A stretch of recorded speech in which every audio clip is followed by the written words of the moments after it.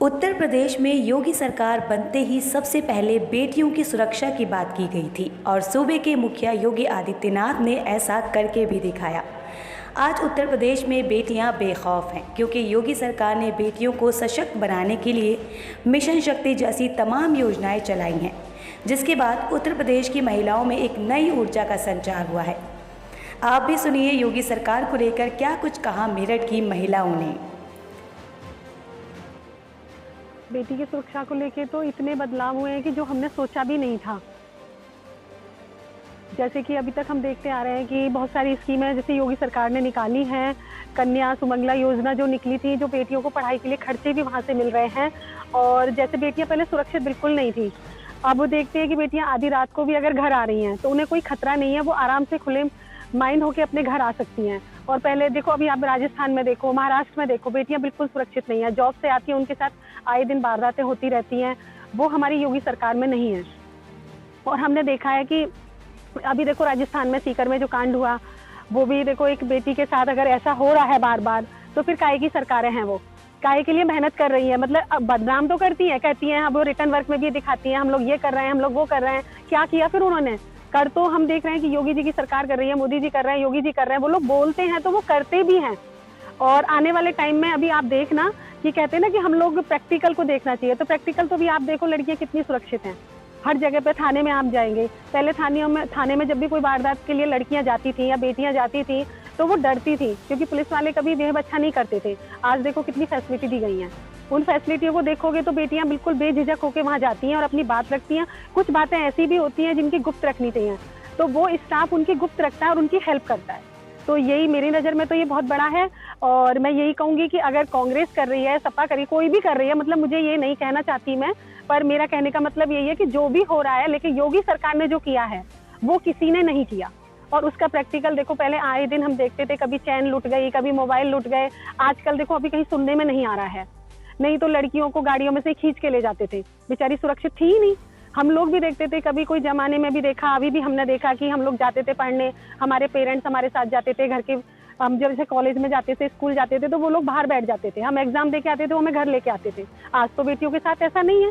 बेटी आधी रात जॉब भी करके आ रही है, कॉलेज में भी पढ़ रही है, ट्यूशन से भी आती हैं, कोई डर नहीं है। हमारी सरकार में योगी जी द्वारा और मोदी जी द्वारा जो बेटियों की सुरक्षा को देखते हुए, मद्देनजर देखते हुए, उन्होंने बहुत अच्छे सुरक्षा के नियम भी बनाए हैं।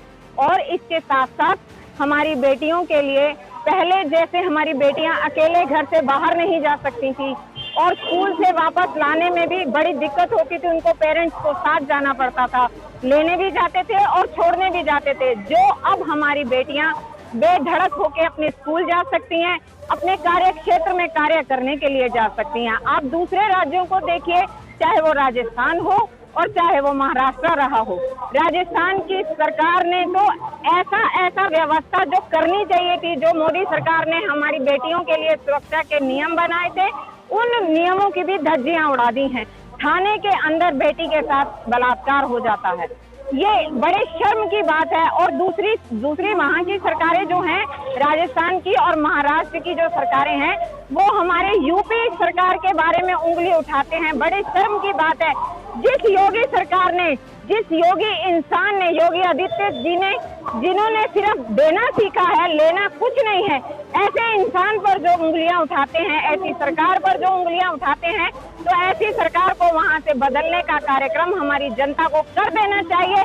मैं आह्वान करती हूँ राजस्थान की जनता से और महाराष्ट्र की जनता से, वो ऐसी सरकारों को पलट दें और हमारे भाजपा सरकार के शासन को वहां लाएं। हमें कुशासन नहीं, हमें सुशासन चाहिए। चाहे वो देश का कोई भी राज्य क्यों ना हो, चाहे वो राजस्थान हो, चाहे वो महाराष्ट्र हो, हमें भाजपा सरकार ही चाहिए।